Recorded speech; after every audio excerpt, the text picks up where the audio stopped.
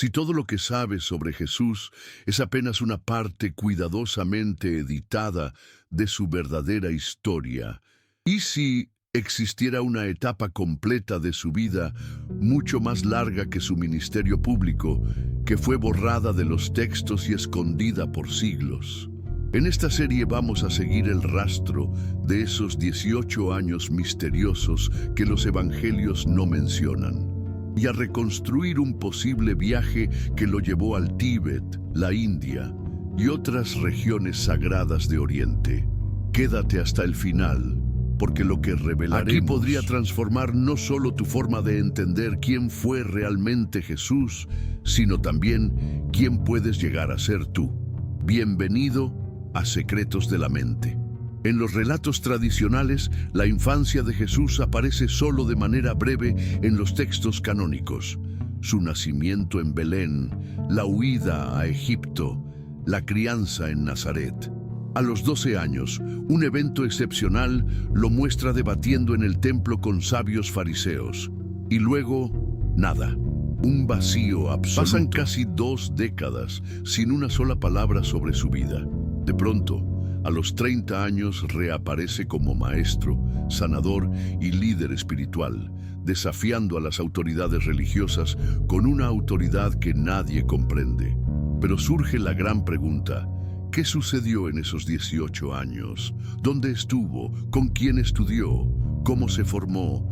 ¿Y por qué nadie parece querer hablar de ello? Lo que la mayoría desconoce es que existen fuentes que afirman que Jesús viajó hacia el este, emprendiendo una larga peregrinación en su juventud que lo llevó por regiones como la India, Nepal y el Tíbet. Allí habría conocido otras formas de espiritualidad, maestros de sabiduría ancestral y prácticas profundas de meditación, ayuno, silencio y compasión.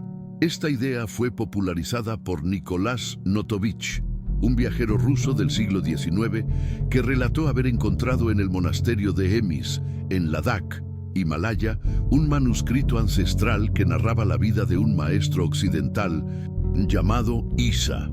Ese texto, según él, estaba escrito en idioma pali y conservado por los monjes budistas tibetanos.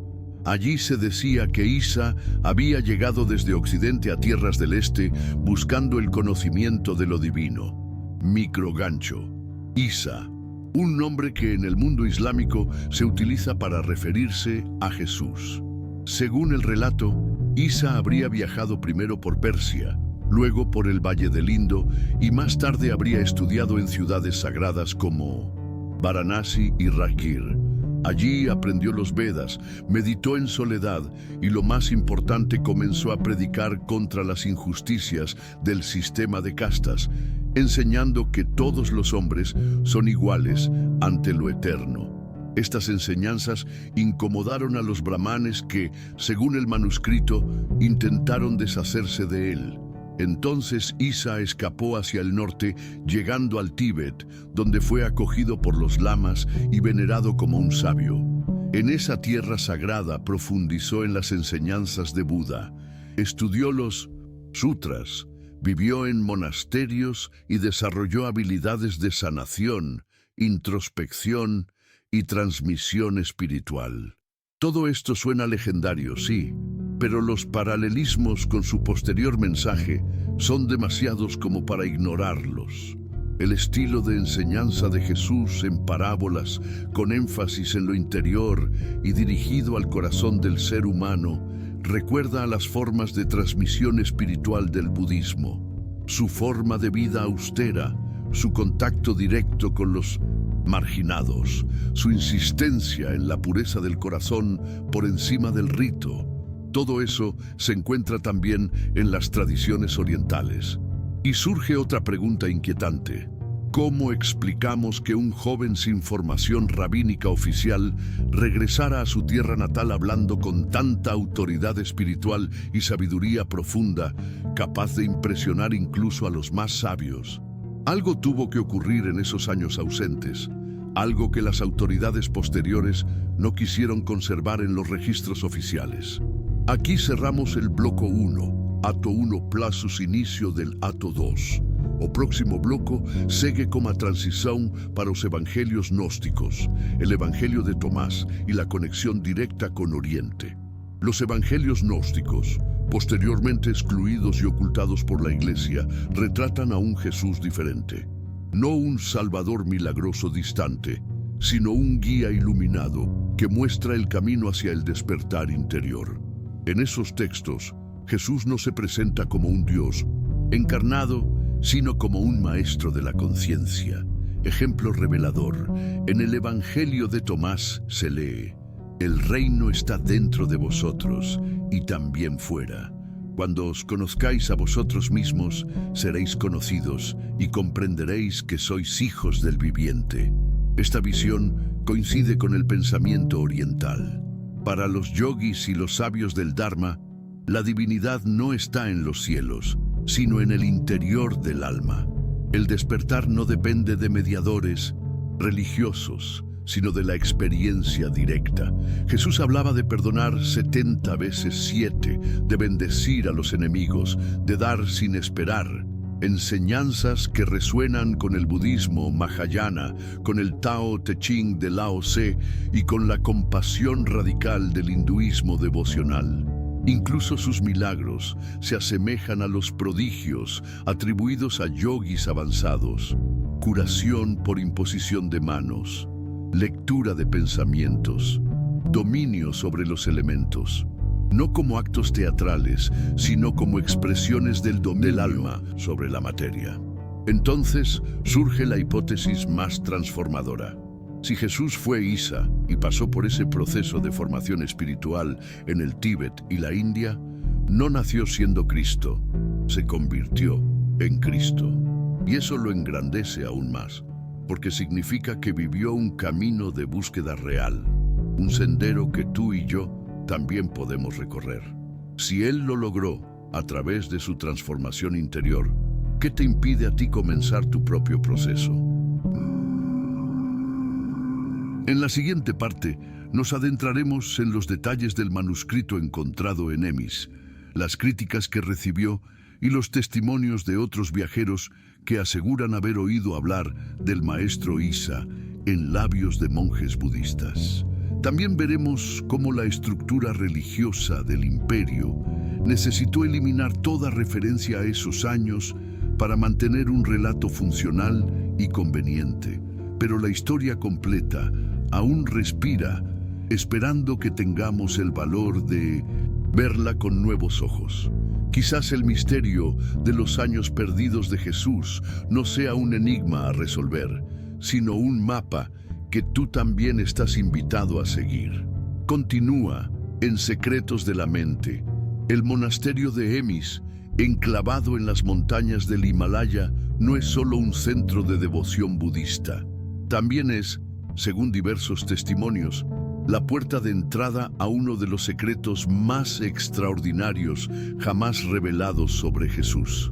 En ese lugar remoto y silencioso, Nicolás Notovich afirmó haber descubierto manuscritos que narraban la vida de Isa, un sabio venido del oeste que habría vivido durante muchos años en el Tíbet y la India.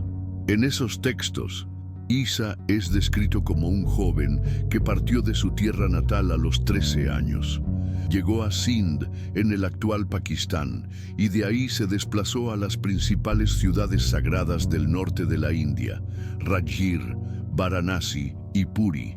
Allí aprendió los cantos védicos, estudió las escrituras y se sumergió en la tradición de los brahmanes. Pero algo cambió. Isa no se conformó con repetir fórmulas. Comenzó a predicar que todos los seres humanos, sin importar su casta, eran iguales ante el Creador. Rechazó las jerarquías religiosas, criticó la opresión de los pobres y defendió el derecho de toda alma a buscar a Dios directamente. Las autoridades locales, alarmadas por su creciente popularidad, intentaron silenciarlo. Fue entonces cuando huyó hacia el norte, cruzando los valles helados hasta llegar al Tíbet. Allí fue acogido por los monjes budistas y se convirtió en uno de ellos. Aprendió los sutras, practicó la meditación profunda y fue reconocido como un lama blanco, un maestro extranjero lleno de compasión y sabiduría. Sus enseñanzas resonaban con fuerza entre los locales, al punto de que muchos aún hoy recuerdan su paso, generación tras generación, como parte de la tradición oral. Si quieres seguir explorando estas huellas perdidas y acceder a materiales extra que preparo para la comunidad, suscríbete ahora y comenta la palabra ISA aquí abajo. Eso me dirá que formas parte de esta búsqueda. En el siguiente bloque traeré la parte de la controversia. Acusaciones de fraude contra Notovich, confirmaciones posteriores de Swami Abhedananda, Roerich y el Evangelio acuariano de Levi H. Dowling. Pero, ¿fue todo esto simplemente un invento romántico? Las autoridades eclesiásticas de la época de Notovich lo acusaron de fraude. Afirmaron que jamás había estado en Gemis. Sin embargo, pocos años después, otros viajeros confirmaron su relato. Uno de ellos fue Swami Abhedananda, discípulo de Ramakrishna y figura central del renacimiento espiritual hindú. Viajó a Gemis, conoció a los monjes y afirmó públicamente haber visto los textos sobre Isa con sus propios ojos. Más tarde, Nicolás Roerich, artista y explorador ruso, también visitó la región y escuchó historias similares. Para él, la presencia de un maestro occidental en el Tíbet era parte de la memoria viva de esos pueblos. Incluso en el siglo XX, algunos monjes tibetanos hablaron de un sabio extranjero que vivió entre ellos, dejando una huella espiritual profunda. Nunca lo llamaron Jesús, pero lo describieron como un ser de gran luz, venido de tierras lejanas, que enseñaba el camino de la compasión y el desapego. Este relato se refuerza con el contenido del Evangelio acuariano, escrito por Levi H. Dowling, quien afirmaba haber accedido a los registros akáshicos, una especie de biblioteca espiritual universal. Según él, Jesús recorrió no solo Egipto e India, sino también Persia y Grecia. En cada lugar aprendió una parte de la verdad y cuando volvió, traía dentro de sí una síntesis viva de todo lo aprendido. Si esto fuera cierto, Jesús no fue un mensajero aislado, fue un puente entre mundos. En ese evangelio alternativo, un sacerdote egipcio le dice a Jesús: «Tú serás el puente entre Oriente y Occidente. El espíritu del amor y la verdad se manifestará a través de ti». Ese Jesús no es un Dios inalcanzable en la tierra. Es un iniciado, un buscador, un ser humano como tú, que atravesó desiertos y montañas interiores hasta despertar su esencia divina. Y entonces todo comienza a tener sentido. ¿Por qué sus enseñanzas coinciden con las del Buda? ¿Por qué sus acciones recuerdan a las de los faquires? ¿Por qué sus palabras resuenan con el Tao? Demasiadas coincidencias para ser casualidad. Sin embargo, estos paralelos no se enseñan en las iglesias. No porque sean falsos, sino porque rompen la estructura sobre la cual se construyó la religión organizada. Un Jesús que aprendió de otros, que viajó, que meditó, que se transformó. Un Jesús peligroso, porque inspira a que tú también hagas lo mismo. Si crees que este mensaje merece ser escuchado por más personas, comparte este video ahora. Ayúdame a que más buscadores descubran lo que la historia oficial intentó borrar. La idea de que Jesús nació con todo ya resuelto, sin necesidad de aprendizaje ni búsqueda, fue construida siglos después para sostener el poder de la Iglesia. Si Jesús se convirtió en el Cristo por medio de su propia evolución interior, entonces cualquier ser humano tiene el potencial de seguir ese mismo camino. Y eso elimina la necesidad de intermediarios. El problema no es solo teológico, es político, religioso, estructural, porque cuando el Imperio Romano adoptó el cristianismo como religión oficial, necesitaba una figura divina, incuestionable, milagrosa, única. En la siguiente parte exploraremos cómo esa versión oficial fue cuidadosamente construida. Veremos cómo los concilios y autoridades eclesiásticas borraron todo rastro de los años perdidos. Y descubriremos cómo los textos gnósticos, perseguidos durante siglos, conservaron una visión mucho más humana y espiritual de Jesús. Si lo que estás escuchando aquí resuena dentro de ti, es porque esa verdad aún vive y no necesita templos para ser encontrada. Solo necesita tu disposición a mirar más allá del dogma y volver a conectar con tu luz interior. Continúa con nosotros en Secretos de la Mente. La búsqueda apenas comienza. Ahora que comprendemos mejor el posible recorrido de Jesús en Oriente, surge una pregunta inevitable. ¿Por qué estas conexiones espirituales con el budismo, el hinduismo y el taoísmo fueron ocultadas con tanto celo por la Iglesia? ¿Qué había de tan peligroso en reconocer que Jesús aprendió, evolucionó y se iluminó como cualquier ser humano en búsqueda? La respuesta se encuentra en los paralelismos que existen entre sus enseñanzas y las de los grandes maestros del Este. Jesús no hablaba como los rabinos tradicionales. Hablaba de forma directa, en parábolas simples, con metáforas de la vida cotidiana. Pero más allá del estilo, lo esencial de su mensaje es lo que lo conecta con Oriente. El reino está dentro. La verdad libera. El ego encadena. El amor desata. El Buda, siglos antes, enseñaba que el sufrimiento nace del apego y que el camino hacia la liberación no requiere dogmas, sino despertar interior. Lao Tse afirmaba: el sabio conoce sin ir, ve sin mirar y logra sin actuar.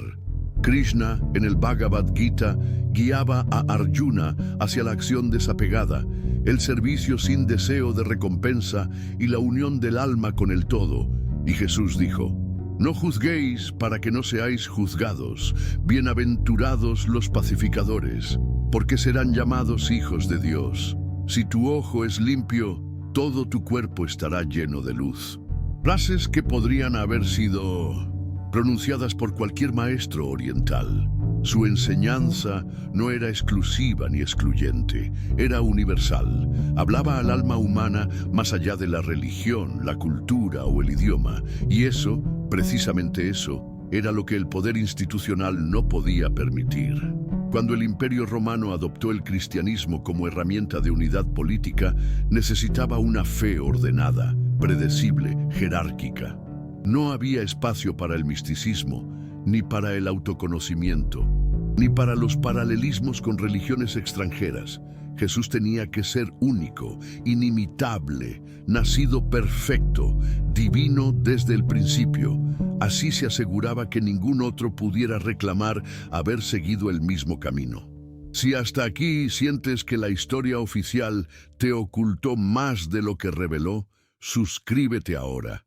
En este canal seguimos desenterrando las piezas prohibidas de un rompecabezas que puede cambiar tu forma de vivir la espiritualidad. Pero los evangelios gnósticos ofrecían otra imagen. En ellos, Jesús no es el centro de un culto, sino el modelo de un proceso interior. No exige ser adorado, sino comprendido. No demanda sumisión, sino despertar. En el Evangelio de Tomás, por ejemplo, se dice: si sacas lo que hay en ti, eso que saques te salvará. Si no lo sacas, eso que no saques te destruirá. Y el Evangelio de Felipe afirma: aquel que ha conocido la verdad es libre, pero el que ha permanecido en la ignorancia es esclavo. Estas ideas se alinean perfectamente con las escuelas orientales de sabiduría. No hay pecado original, ni castigo eterno, ni infierno literal. Hay ignorancia y hay luz. Y entre ambas, un puente. La gnosis, el conocimiento transformador que nace de dentro. Jesús aparece entonces como un maestro de este proceso, un iluminado que no vino a fundar una religión, sino a recordar al ser humano su verdadera esencia divina. Un maestro que no actuaba con autoridad clerical, sino con la profundidad de quien ha vivido su propia transformación. Sus gestos lo revelan. Sanaba con las manos, oraba en silencio, se retiraba al desierto, perdonaba sin condiciones, amaba sin medida, vivía como los lamas, enseñaba como los yogis, callaba como los sabios. Y, aún así, ¿cuántas veces lo hemos visto representado como un ser ajeno, inalcanzable, etéreo, que solo puede ser venerado desde lejos? Ese no es el Jesús que vivió. Es el Jesús que fue construido por concilios, decretos imperiales y sistemas de poder que necesitaban controlar la espiritualidad. Porque un Jesús humano que caminó por la India, que se sentó a meditar en el Tíbet, que bebió de fuentes antiguas, destruye la narrativa de que solo la Iglesia tiene acceso a la verdad. Y eso, para quienes construyeron imperios sobre la fe, era inaceptable. Hoy en día, en muchos países asiáticos, Jesús es honrado como uno más entre los grandes sabios. En la India, algunos lo consideran un rishi. En el Tíbet, Isa sigue siendo un hombre que circula entre monjes ancianos, no como un objeto de adoración, sino como un hermano del camino. Incluso en algunos pueblos del norte de India se cuentan historias sobre un hombre de piel clara que vivió entre los lamas, que predicó el amor universal y que luego regresó a su tierra para cumplir una misión más grande. ¿Son estas historias exactas, documentadas académicamente? Tal vez no, pero resuenan con fuerza en la memoria colectiva, y esa también es una forma de verdad. Porque hay algo que ni el dogma, ni la censura, ni los siglos de olvido pueden borrar: la vibración de una vida auténtica. Y Jesús, si algo fue eso: auténtico, real, humano, iluminado. En la próxima parte, revelaremos cómo el proceso de creación del Jesús institucional borró deliberadamente los rastros de estos años de formación. Veremos cómo los concilios y los emperadores moldearon su imagen según sus intereses, y comprenderemos por qué volver a mirar estos años ocultos puede cambiar radicalmente nuestra relación con la espiritualidad.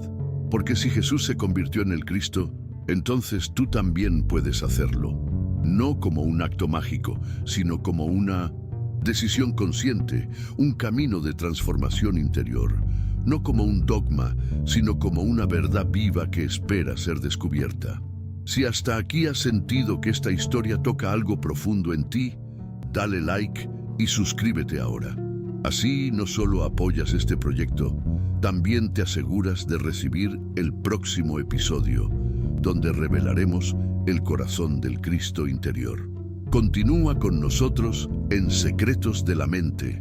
El viaje aún no ha terminado. Llegados a este punto, la pregunta ya no es si Jesús estuvo o no en Oriente. La pregunta real es: ¿por qué se ocultó esta posibilidad con tanto esmero? ¿Qué se temía? ¿Qué significaba admitir que el Cristo pudo haberse formado fuera de las fronteras del judaísmo y del imperio?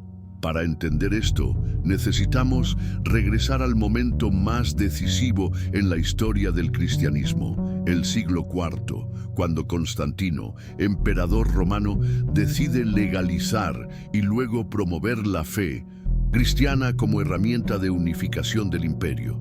Hasta entonces, el cristianismo era una red de comunidades diversas, con visiones muy variadas sobre Jesús y su mensaje. Pero con el poder imperial, todo comenzó a ser unificado bajo una estructura jerárquica, doctrinal y política.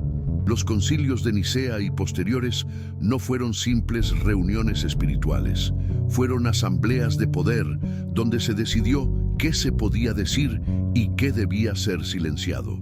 Jesús fue moldeado para encajar en una figura imperial, nacido divino, sin proceso humano, perfecto desde la cuna, inalcanzable.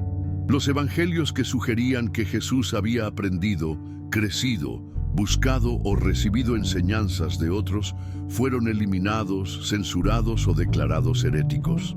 El proceso fue tan sistemático que, aún hoy, siglos después, millones de personas creen que Jesús siempre fue Dios en carne humana y que su conocimiento no tuvo origen humano alguno. Pero los textos gnósticos, muchos de ellos encontrados en la biblioteca de Nag Hammadi en 1945, narran otra historia.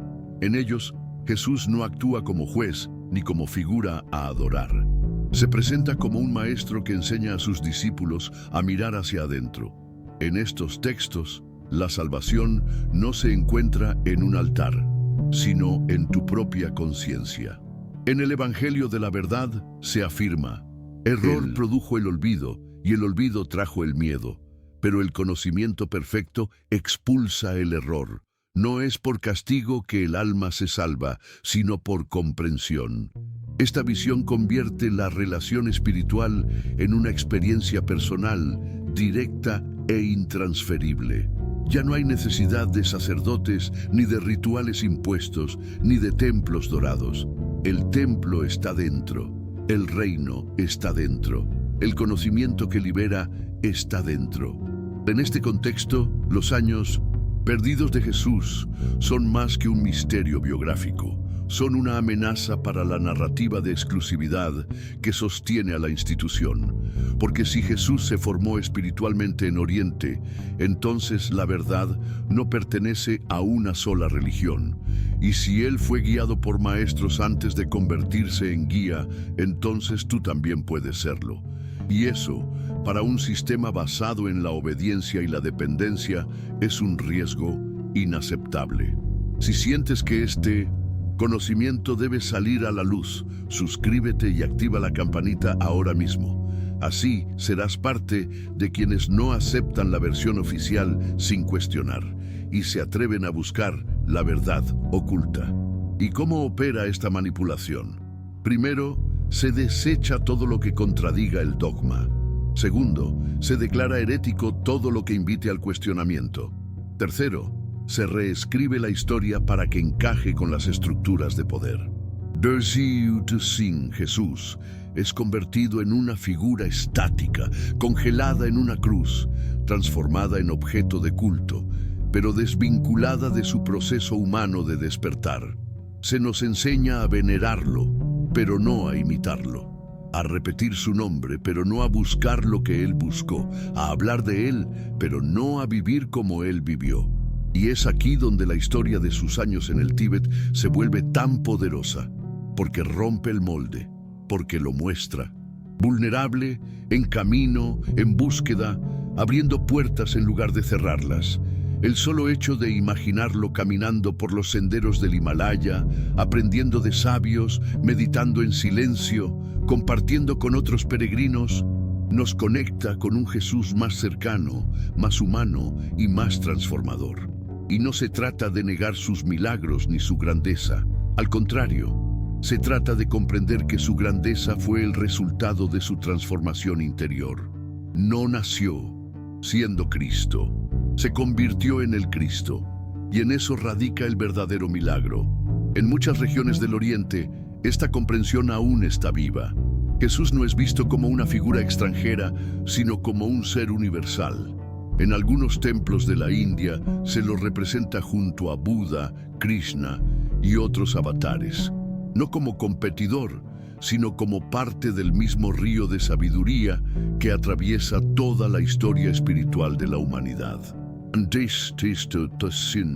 Incluso en el norte de la India, en un lugar llamado Srinagar, existe una tumba conocida como el Santuario de Rozabal, donde algunos aseguran que Jesús vivió sus últimos años tras sobrevivir a la crucifixión. Aunque esta idea es polémica, nos recuerda que su historia sigue viva, latiendo en los márgenes, esperando ser redescubierta.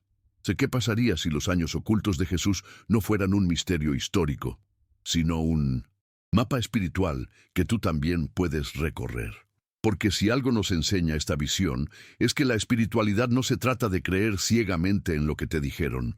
Se trata de caminar, buscar y experimentar por ti mismo la verdad.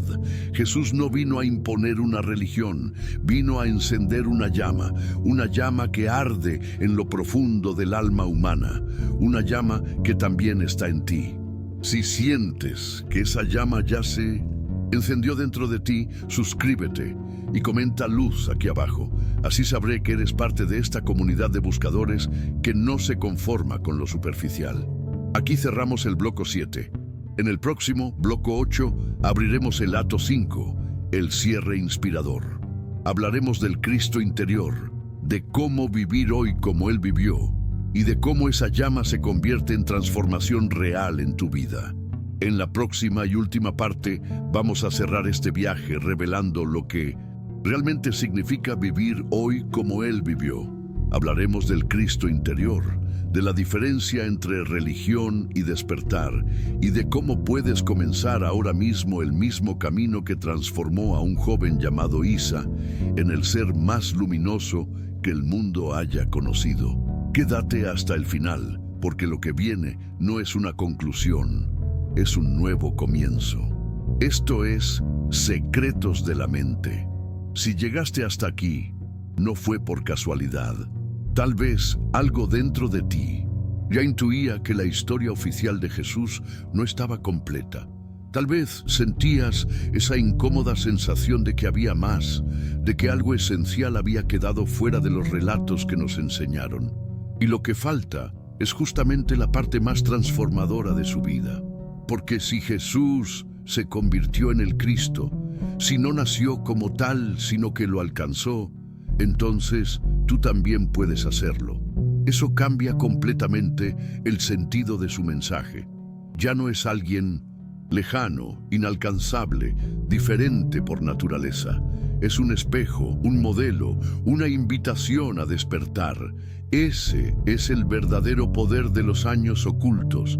Nos muestran que Jesús no fue un enviado con instrucciones divinas preprogramadas, sino un buscador real que caminó, estudió, dudó, meditó y se iluminó. No vino a traer una nueva religión, sino a recordar lo que todas las religiones olvidaron, que el reino está dentro, no fuera. Y sin embargo, ¿cuántas veces hemos sido entrenados para mirar hacia arriba, hacia afuera, hacia figuras externas? ¿Cuántas veces nos han condicionado a sentirnos indignos, rotos, pecadores, separados? ¿Cuántas veces nos han dicho que necesitamos permiso, mediadores, templos y doctrinas para acceder a Dios? Jesús no enseñó nada de eso. Él enseñó que la verdad está en ti, que no hay pecado que el amor no pueda disolver, que el conocimiento, la gnosis, es la llave, y que quien se conoce a sí mismo, conoce al viviente.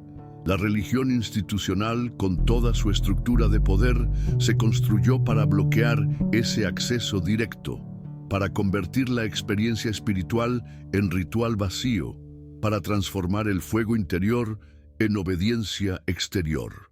Pero esa llama nunca se extinguió. Siguió ardiendo en los márgenes, en los textos prohibidos, en las tradiciones silenciadas, en los relatos de monjes tibetanos, en los cantos de los yogis, en los evangelios enterrados en jarras de barro, y ahora también arde dentro de ti. Si sientes esa llama dentro, suscríbete ahora y únete a esta comunidad. Aquí seguimos revelando lo que fue ocultado, no para destruir tu fe, sino para liberarla y devolverla a su fuente viva. Porque si algo nos dice esta historia, es que no estás aquí solo para sobrevivir. Estás aquí para recordar, para despertar, para convertirte tú también en Cristo. ¿Y qué significa eso en la práctica? Significa mirar hacia adentro en vez de hacia afuera.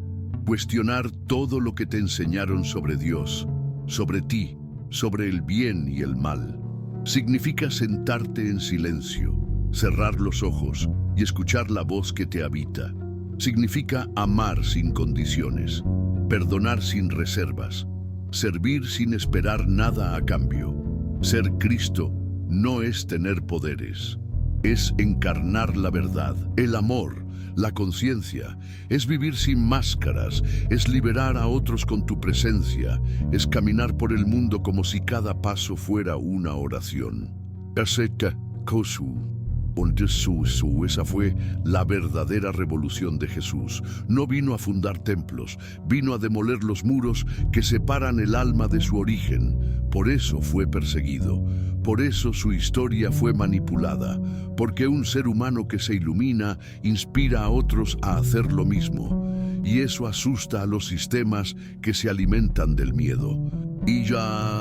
Pero ya no estamos en tiempos de miedo, estamos en tiempos de revelación. Hoy, cada uno de nosotros tiene la responsabilidad de desenterrar su propia verdad. No necesitas ir al Tíbet ni encontrar manuscritos antiguos. El viaje más poderoso comienza al cerrar los ojos y preguntar con sinceridad: ¿quién soy? ¿Qué vine a recordar? ¿A qué vine a renacer? En ese proceso, Jesús no es un Dios lejano que exige adoración. Es un compañero de camino, uno que ya pasó por allí, uno que nos mostró cómo se enciende la chispa hasta convertirse en fuego. Los 18 años ocultos no son un misterio que deba resolverse. Son un espejo que nos devuelve una posibilidad olvidada, que el Cristo no es una persona, es un estado de conciencia al que todos tenemos acceso. Si esta verdad resuena en tu corazón, suscríbete ahora mismo y comparte este video con alguien que necesite escuchar, que también puede despertar. Juntos vamos a mantener viva esta llama. El Cristo no es una persona, es un estado, y está disponible para todos. El reino está más cerca de lo que imaginabas. La cruz no es un símbolo de sacrificio eterno, sino de transformación. Cada vez que eliges la verdad sobre la mentira, el amor sobre el miedo, el silencio sobre el ruido, estás caminando por el mismo sendero que Él recorrió.